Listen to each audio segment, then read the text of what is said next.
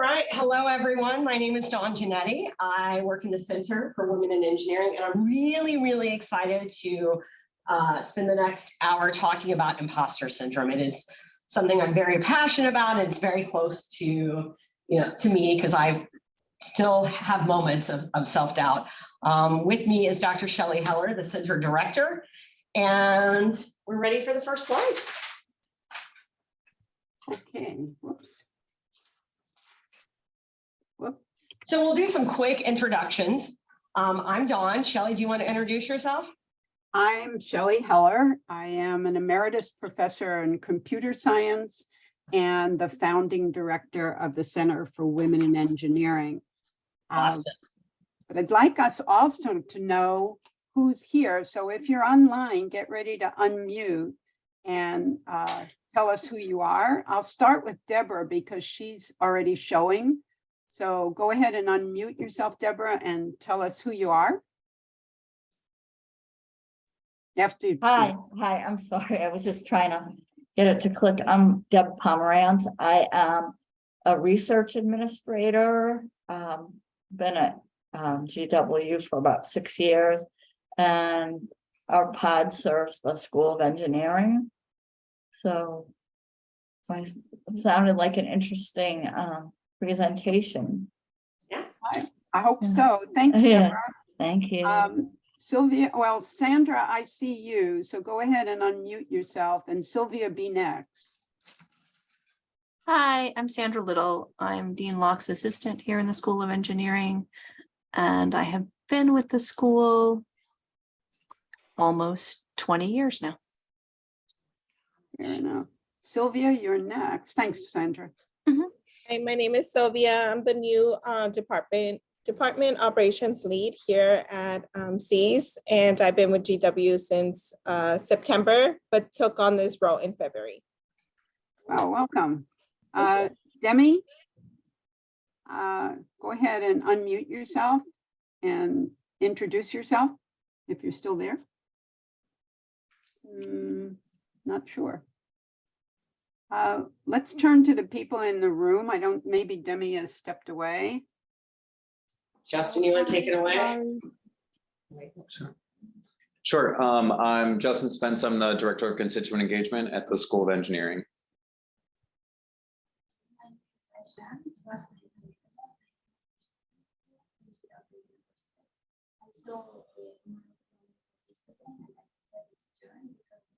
We have two others in the room. I can't hear them. She can't, I'm sorry, she couldn't. You want to come over here? She can't, I'm sorry, I could hear you, but she couldn't hear. I apologize.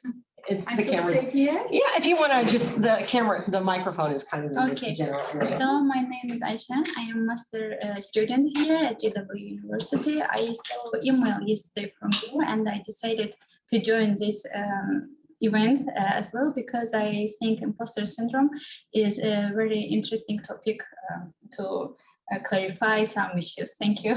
Yeah. You want to introduce yourself? Sure. If you have a loud booming voice, you. Sometimes. Hi everyone, my name is Micaela Romero. Not sure where I'm looking, but okay. See, I am staff at SEAS. I just started a month ago as research program associate. It's hard for me to even remember the title still.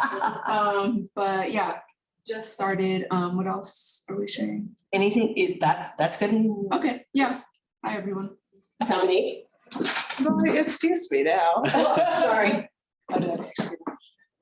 If you want to, I just wanted to make sure, as long as you can talk loud. Sure. Hi, I'm Dominique. I'm a staff member as well for SEAS. What else am I saying? How long have you been at GW? Ooh, I've been at GW for 5.5 years. Oh my gosh, it's wonderful. Jimmy, are you back? Yep, Demi's on. So tell us Hi. Hi. Hi everyone. My name is Jamie. Can't remember what we're saying, but I'm a environmental engineering PhD student. I work at DC Water, so I'm never on campus. How long have I been at GW? I think I'm going to my 10th year at GW. I was an undergrad and I'm now a grad student. I am coming to this event because I feel like I have some imposter syndrome to some level, and I would love to learn about it. Great. Well, thank you very much. Thank everybody for taking time from your lunch to join us. I'm going to go ahead and turn it over to Dawn. Okay. To So- go ahead. There is a quiz that we're not going to make you take about imposter syndrome, and it asked a series of questions. And so I'm going to read these statements off and just think about if this does apply to you. The first one is, I believe the success I've had is a fluke or fake. Even when I do well, I don't think I really deserve it. I worry about feeling overwhelming shame if my incompetence is ever revealed. I worry that people will find out I'm not as smart as they think I am. I downplay my achievements. It's hard for me to accept compliments. I feel uncomfortable with praise. I compare myself to others. I feel like failing is not an option. I hesitate to brag about my accomplishments. I don't like drawing attention to my successes. I feel like things are more of a struggle for me. I feel like I'm just making it up as I go. Success doesn't come easy for me. I have to work on it. Does anyone want to share if any of these apply to them or something resonated with them? With these statements? You don't have to, but if you feel comfortable. Yeah, go ahead. I would like to speak about last one. Success doesn't come easy for me. I have to work at it so hard. Yeah. Yes, because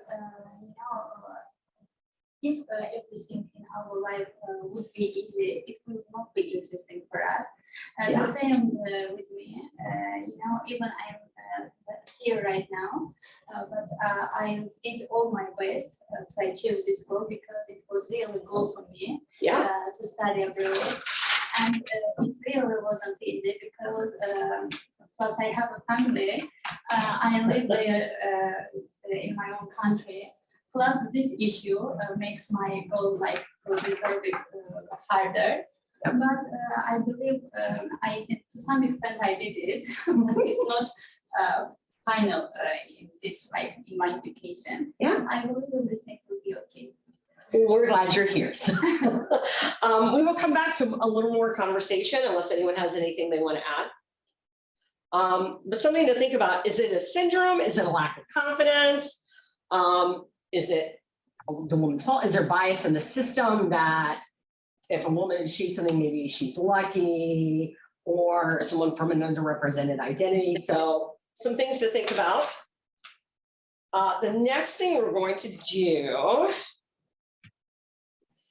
is called what we call a think, pair, kind of share exercise. So there's 5 of us in the room. Shelley, do you want to do breakout rooms? How do you want to do this? So those of us who are online, we're gonna go into a breakout room. There'll be 2 people in the room.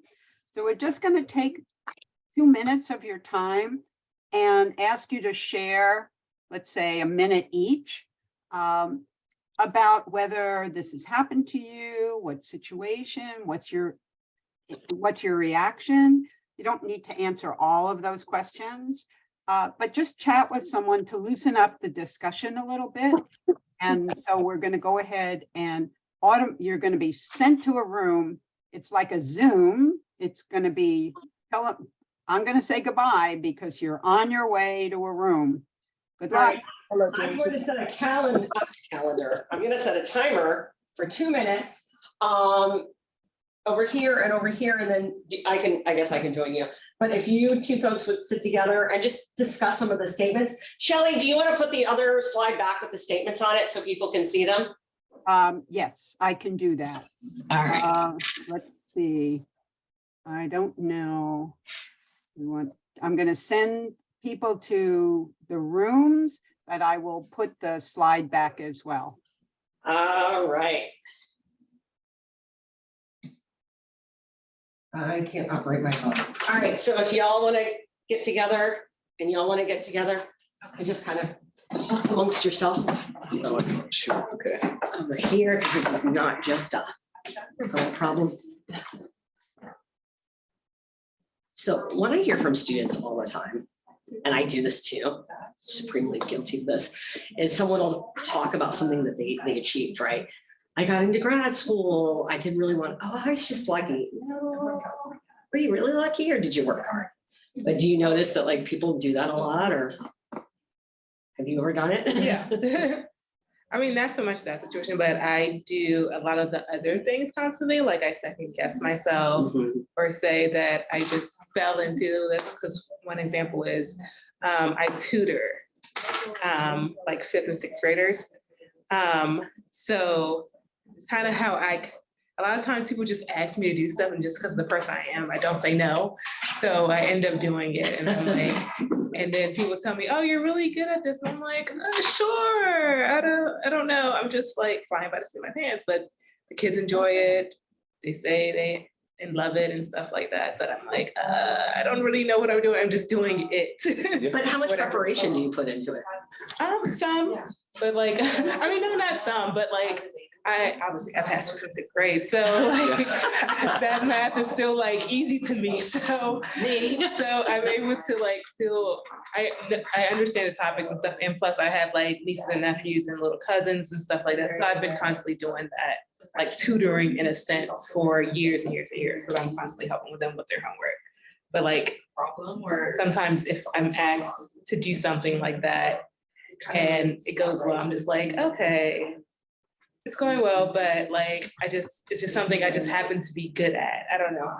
I'm not good at like taking praise for it or something like that. I feel like in the same way, I'm like, I don't like praise for any, I don't know why. I feel like that's just something culturally, I don't know, like, Yeah. it's just weird to like, you're like, oh, that's great. I'm like, was it? Yeah. Was it? I mean, did I put hours of work into that, but I just brushed it off like it was just accidental?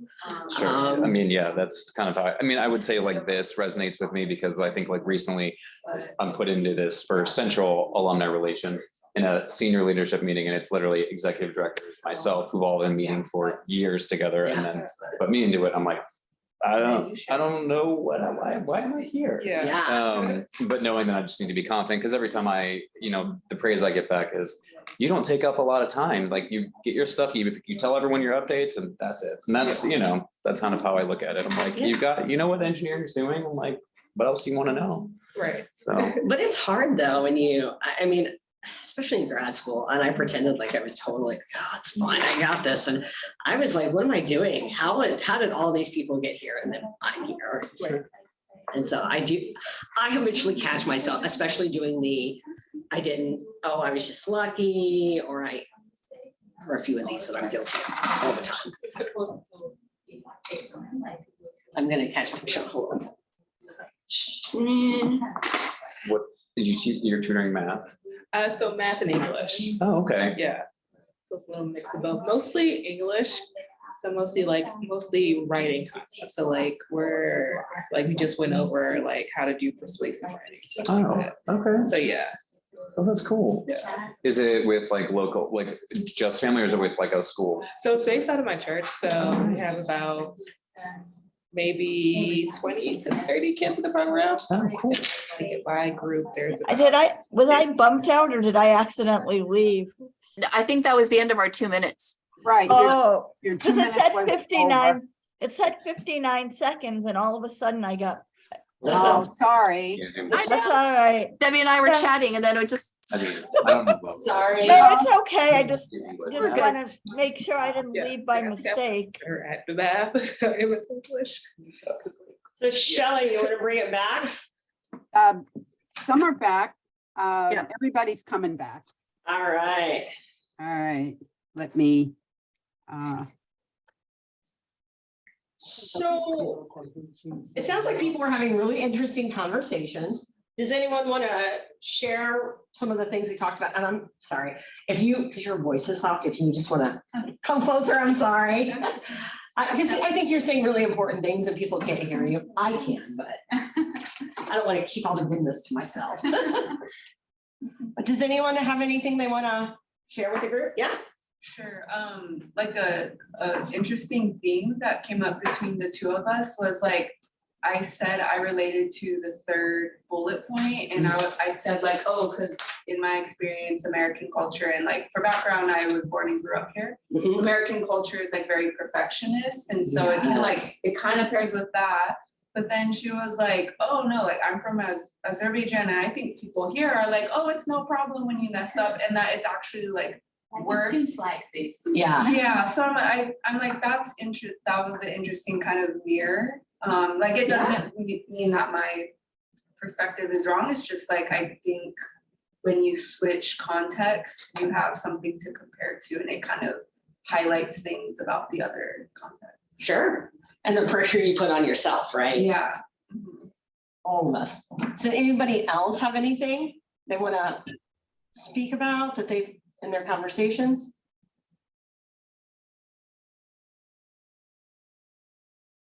Can you guys hear me? Yep, we can hear you. So I had a discussion with Silva, and we were talking about how we feel that imposter syndrome isn't something you're born with. It's more of based on your experience, and it's something that you can grow away from. And where does that come from? It usually comes from like your experiences, especially with like the first job you have, or the lack of knowledge, or the feel that you have a lack of knowledge or experience in your first jobs or roles that you take on in the corporate world. And we give several examples. Is it presentations? Is it with handling new roles and new positions? So yeah, that was most of our conversation.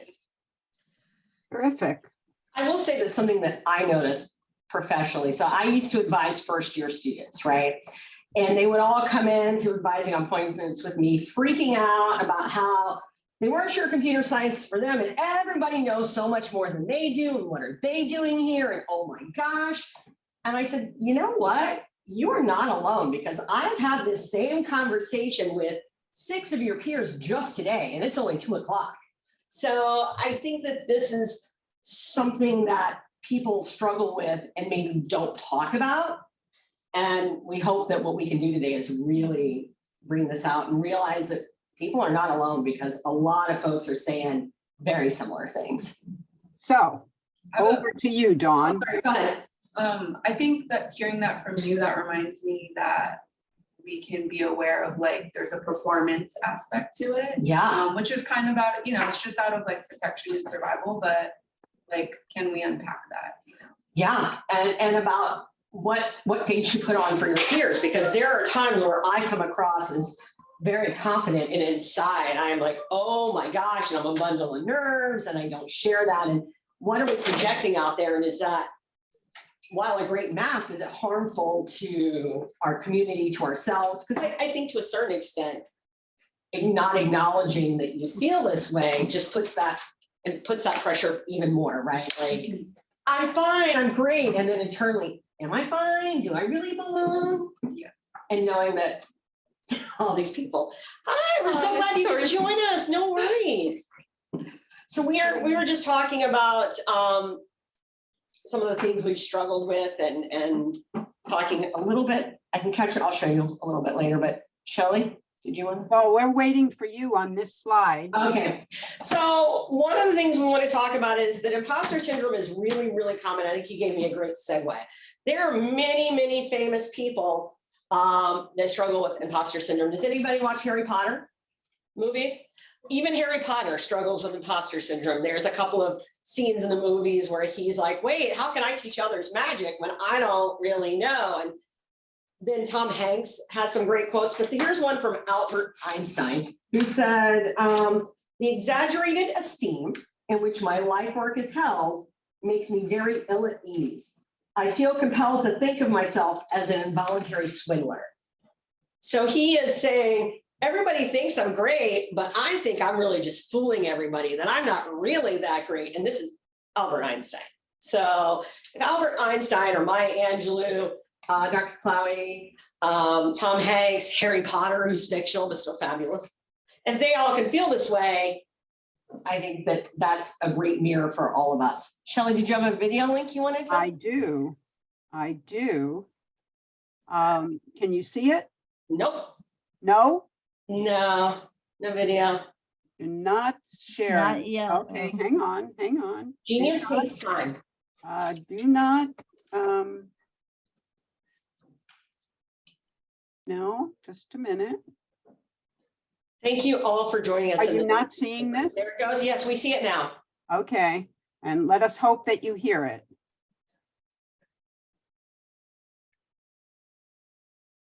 Oh, sorry, this is just the ad. Well, we can't hear the ad anyways, so, Okay, here you go. all right. Even after writing 11 books and winning several prestigious awards, Maya Angelou couldn't escape the nagging doubt that she hadn't really earned her accomplishments. Albert Einstein experienced something similar. He described himself as an involuntary swindler whose work didn't deserve as much attention as it had received. Accomplishments at the level of Angelou's or Einstein's are rare, but their feeling of fraudulence is extremely common. Why can't so many of us shake feelings that we haven't earned our accomplishments, or that our ideas and skills aren't worthy of others' attention? Psychologist Pauline Rose Clance was the first to study this unwarranted sense of insecurity.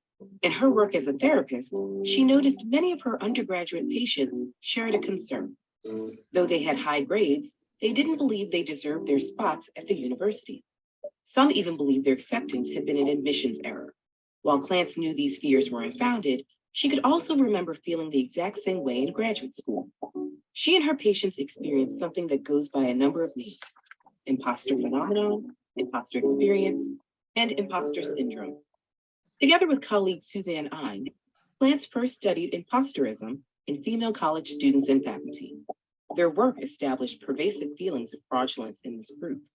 Since that first study, the same thing has been established across gender, race, age, and a huge range of occupations, though it may be more prevalent and disproportionately affect the experiences of underrepresented or disadvantaged groups.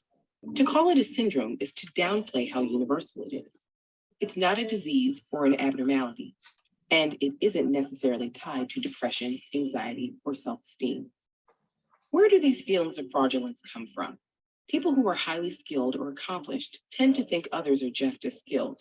This can spiral into feelings that they don't deserve accolades and opportunities over other people.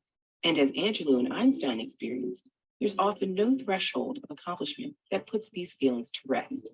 Feelings of imposterism aren't restricted to highly skilled individuals either. Everyone is susceptible to a phenomenon known as pluralistic. I'm going to stop that, sorry. I can share that particular link with you if you want to watch the rest of it. I'm going to move on.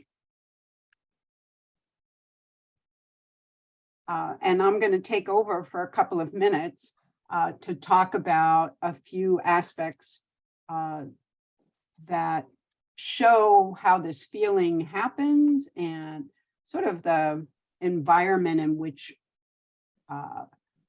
it exists. And the video makes a very strong point, and our previous slide makes a strong point. This is not, imposter syndrome isn't really a syndrome. And in fact, the first researchers called it a phenomenon. And I think that puts it in its category much better. It's not listed in the DM handbook.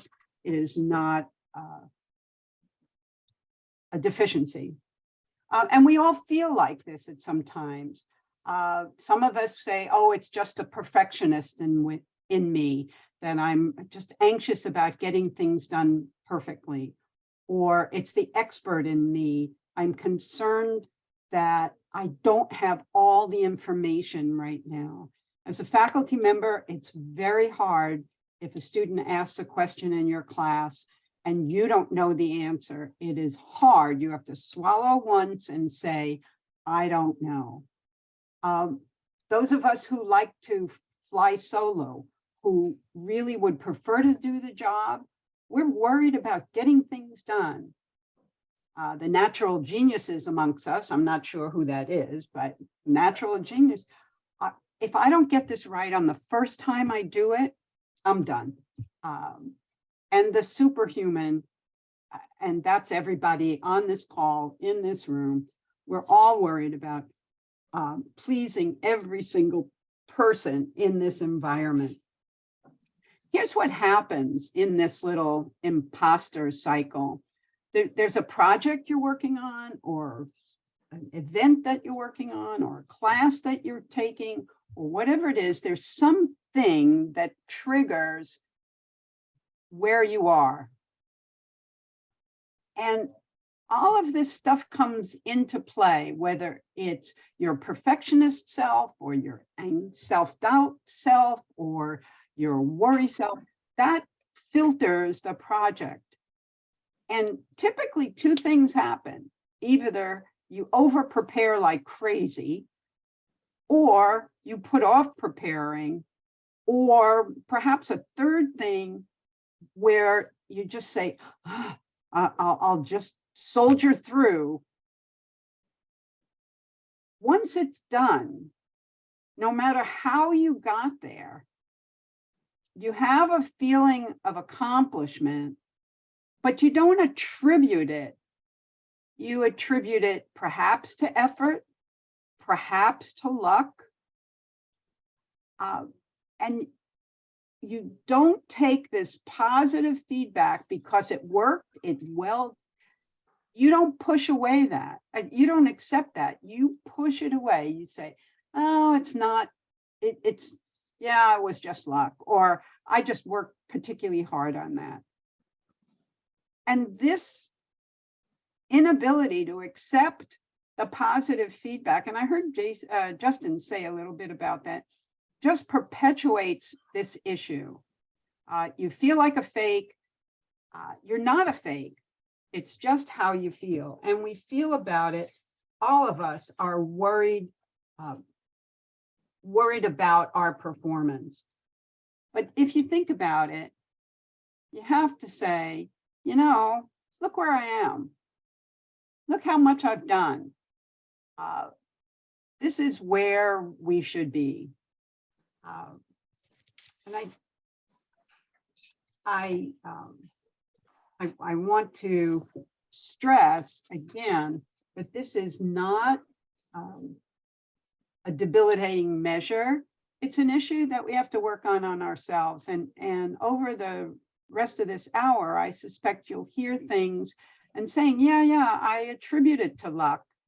But maybe you were lucky, but it came out great. And take that away. Think about the things that you have done, and we're going to come up with some very positive scenarios that you can take away. But you think about the things you've done rather than think about the things that didn't work. That will help everybody. Oops. Oh, gosh. I need to erase this mess. Where's my eraser? Sorry, I didn't mean to make a mess. So we ought to talk about what the research says. I mean, what's going on here?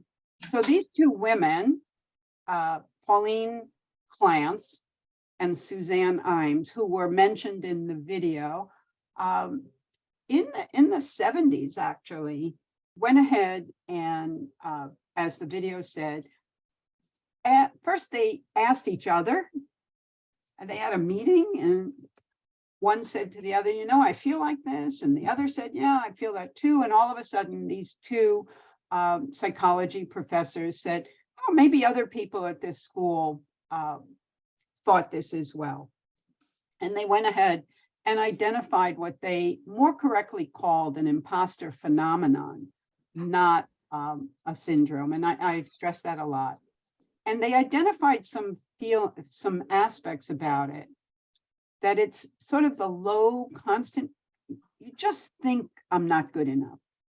And it doesn't happen all the time, but it happens consistently.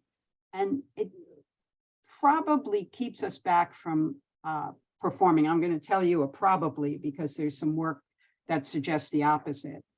And even if there's a lot of evidence that you are successful, it persists. Look at Albert Einstein. All right, there was plenty of evidence that he was Albert Einstein, and yet he identified the feeling.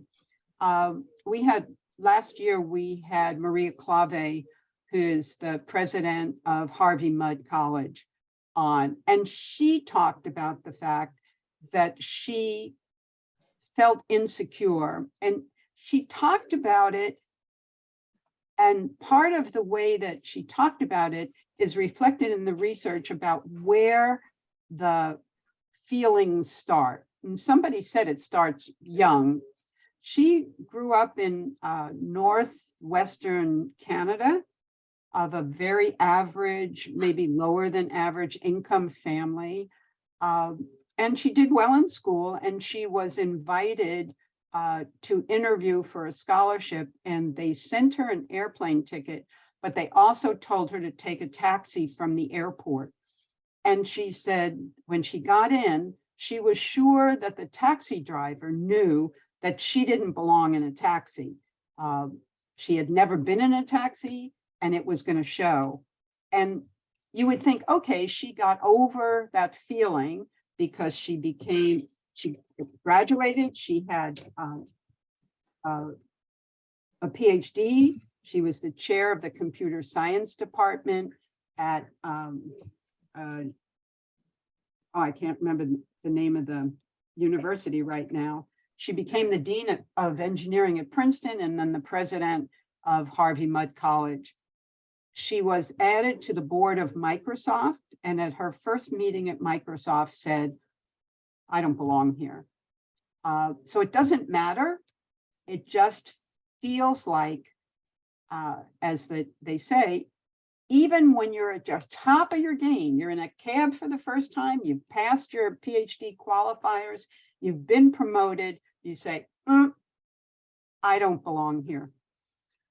One study at MIT actually pointed out that sometimes this imposter syndrome, or imposter phenomenon, I should keep saying, actually improves our productivity. We are such achievers that we're going to give it that extra push. When I showed that slide that showed in the event of a project, you either work extra hard or procrastinate, the research has shown that we tend to work extra hard. The research also has some very important questions about whether it's me or the system. And when Clance and Imes were first talking about the imposter phenomenon, they looked at people, but they looked at undergrads and they looked at women in a small women's only college, and they looked at white women. So they, from what we talk about as an intersectionality place, we really didn't have a very well representative sample. As we've studied this more, the question arises, is it the person, or is there so much about the system that has told me consistently, you're not good enough, that's why I'm thinking about it. And this has come full bore, especially for women of color, for minority representation in general, for anyone who has come from a background that is not, quote, the mainstream. And as it says at the bottom, is being an imposter overblown? If we all have the imposter syndrome or the imposter phenomenon, then maybe we should just stop there. Interesting research also shows that, guess what? COVID showed a rise in imposter syndrome, imposter phenomenon. Nearly 47% of workers in the knowledge fields, in engineering specifically, reported feelings of that imposter phenomenon. They were feeling isolated from their team. They felt like they had fewer opportunities to connect and celebrate their success. And it just seemed to intensify their feeling. I'll stop there for a moment and ask for questions before I go on to the next slide. Questions?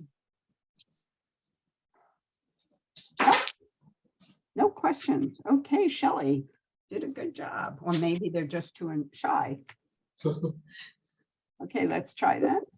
So feelings, imposter feelings really have somewhat broad impacts as well. It can stifle your potential. Dawn was honest enough to speak about it in the beginning. And then she talked about students who come and say, you know, everybody else knows more CS than I have.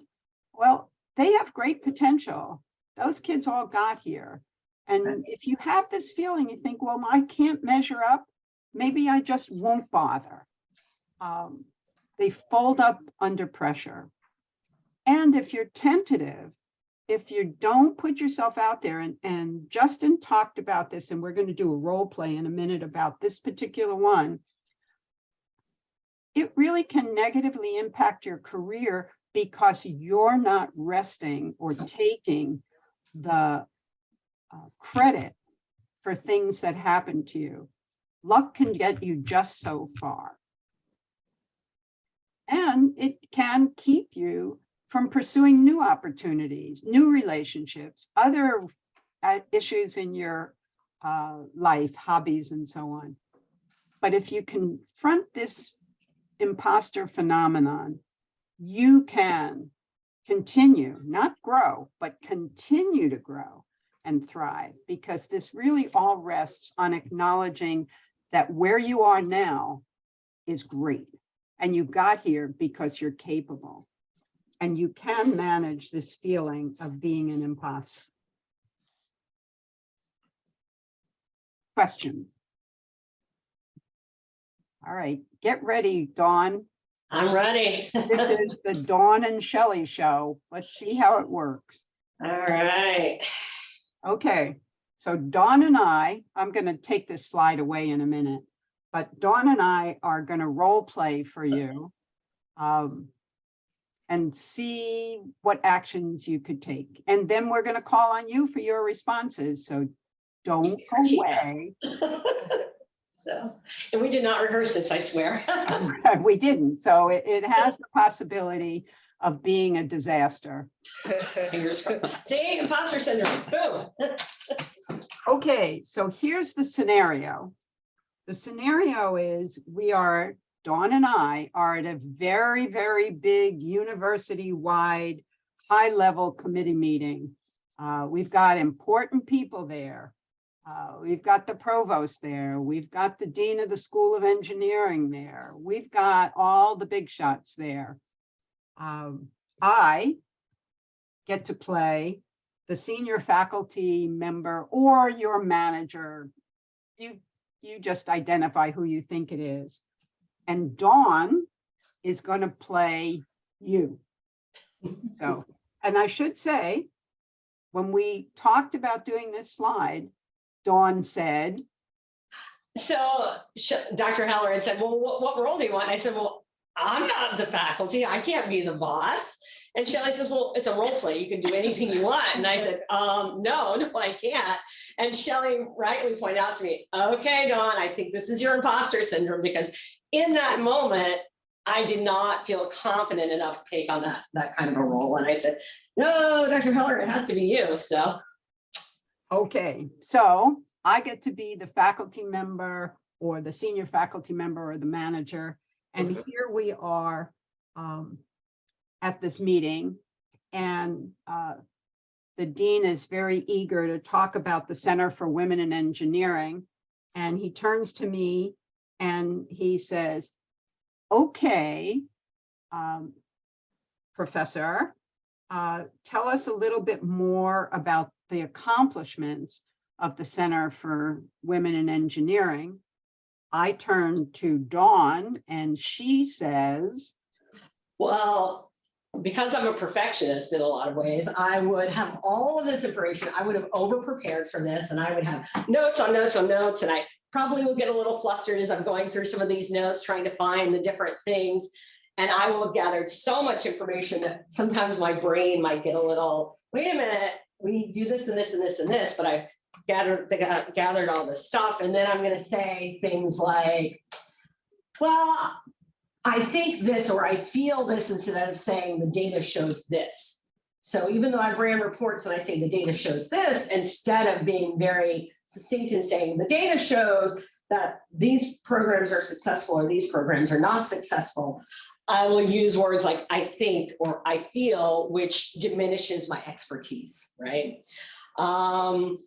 And then if let's say I deliver this fabulous presentation where I have the charts and the graphs and Dr. Heller says, that was a really great job, Dawn. I'll go, oh, no, Dr. Heller, I was just lucky. I mean, thank you for, and I would deflect away that praise. So those are all the things that I would do in that scenario. thank you, Dawn. You did a great job. You have a career on the stage coming up. But anyone have reactions to that? You're welcome to open your mics online or share a little bit, and then we're going to move to just a sort of final checklist. Sure, Sandra. I do the, I can take the praise in all honesty, but I do the, I think, I believe, when you're not quite assertive enough about, no, this is what happened. These are the results. This is what we do. This is what I do. It's very much couched in, well, I think, well, I believe, and kind of, I do that. Yeah, I was gonna say the same thing. I do that a lot too, especially through email. Like, because I'm the data specialist for C's, so I pull a lot of data, a lot of enrollment information, do a lot of trends and stuff. So sometimes when I'm emailing people, I'll say, oh, I think the data is showing this, or I believe that we should do this based on what the data shows. But that, what you just said, made me think about, maybe I should just say, oh, the data shows this, we should do that. Did they have anyone in the classroom? I know y'all are students, right? So have you experienced it in the classroom? It mainly comes from our writing style of the essay. We bring from that side, and mainly we are using such kind of words as well. I think, I believe. Yeah, I think. Thanks to all of you, we decided it's not better way to show ourselves. Yeah. Anyone else? Oh, go ahead. I think there's like a little nuance on, like, we could think about the language we're using and where it comes from. Yes. Because sometimes you do want to leave, like, if you're sure, then yes, stop, downplaying yourself with maybe and things like that. So, if you're saying certain words because you're insecure, or you're downplaying yourself, or imposter phenomenon, sure, like, unpack that and maybe, try to grow in that. But like, also we want space for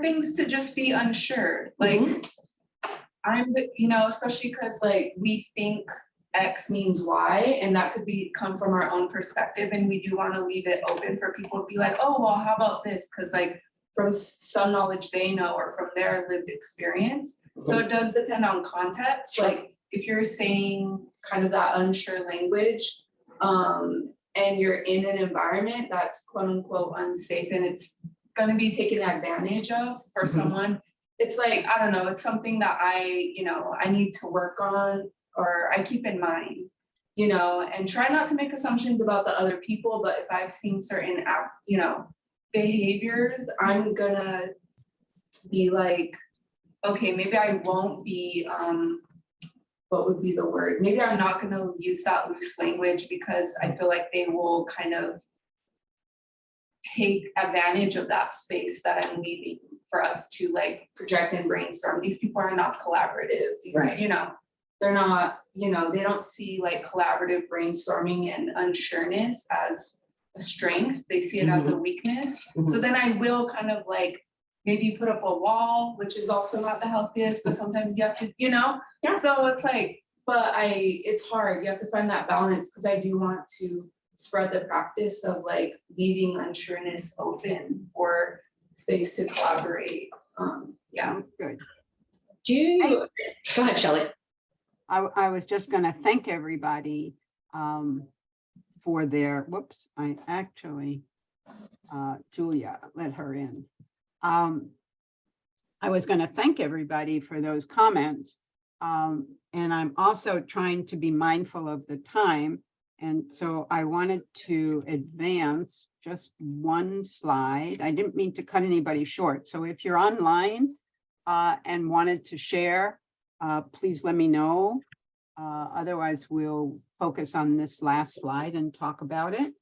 I don't want to cut people short, but I also promised to finish by 1 o'clock, even though it's spring break. From some. I didn't hear anybody, but we'll have a moment or two for closing remarks. So the big important takeaway to me of today's little session is, yeah, we all have imposter feelings at some time or other. It happens to all of us, but we can take action, we can take charge. And I think the first is everybody's got it at one level or another, at one time or another. Number one. So it is actually an imposter syndrome, or feeling like an imposter is normal. Happens to everybody at some time. And perhaps there's some research that suggests that if it never happens to you, then maybe you're being an imposter to yourself. So think about that one. Number one, no, it's normal. Number two, think about what you've accomplished. We do this to ourselves very often. We focus on the negatives. And my experience is the only time, quote, failure is really valuable is in research. You're working on a project, it doesn't work out exactly right, and you learn a ton from that and back up and redo. Beyond that, focus on your accomplishments. You've gotten to this point, you're the top of your game, you're an undergrad who was accepted to a major university, you're a graduate student. My God, how many people really go to graduate school? Not as many as you think. Think about where you are. You've passed all those courses. Focus on the facts. You might make you feel like you're not good enough, but look where you are good enough. Another important way to address this feeling of imposter is to seek out a mentor. And that's a tricky kind of scenario, especially focusing on this issue of imposter. That's why mentor would be better as seek out a mentor as part of your board of directors or your mentor team, because the mentor that you really want to talk to and sort of brainstorm with, in this case about being an imposter, is probably not somebody in your direct sphere. So I, for example, might not like to ask Dean Locke to be my mentor on this topic, because I might be then feeling like I will withhold some discussion, because after all, he's in a position to judge me. So I might choose a colleague from another department, someone who understands the academic situation, but isn't in my direct line. Usually somebody either from another department or even another school of the same kind of feeling. So seek out a mentor, but think carefully because you want to have an open brainstorming discussion with such a mentor. Another way to deal with this, become a mentor yourself. Mentor somebody, sometimes it's a formal scenario, sometimes it's an informal scenario, but use your skills and your experiences to help others. And some of what we tried to do today was to let you all sort of mentor each other by talking about the experiences you've had. Remember, it is absolutely okay to not know what you're doing, except if you're in the middle of open heart surgery and you're the surgeon. Then it'd be nice if you did know what you were doing.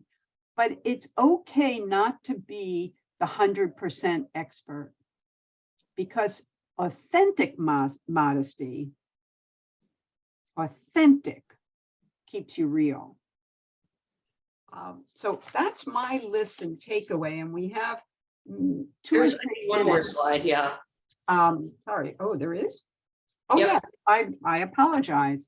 I will just make it super brief, but this is really a subject near and dear to my heart because I find myself telling students, don't take away, own your success, use positive language. And then I find myself 2 hours later doing the very thing I told my students not to do, right? So share your feelings. I think that the more we talk about this and we have real conversations, the more that I think it will ease my anxiety. I think a lot of times we're on social media seeing these perfect lives, and I'm guilty of that too. Like, oh, look, my dog is so cute. Here's a recipe. And I'm not sharing that maybe I'm struggling because I don't want to put that out there. But I think having these real conversations is important, not only for your mental health, but also easing this anxiety and helping others to feel like they are not alone. And that's really it. But I want to leave it to y'all to, if there's anything you want to share, anything you, yeah. Is there, yes. Thank you for this conversation. It was really helpful and useful for us. As you mentioned, sometimes the same things happens with us, but we think that we are alone in this issue. But when we try to discuss it with others and to do like a flip side of this issue, we can clarify that if we are not alone, and we can solve this problem by discussing or by conversation with others. That's why thank you for this. See, this makes me feel so good. Anybody else have anything? Well, if that's the case, I'm Oh, going to thank 1 minute. all of you. Thank all of you for coming.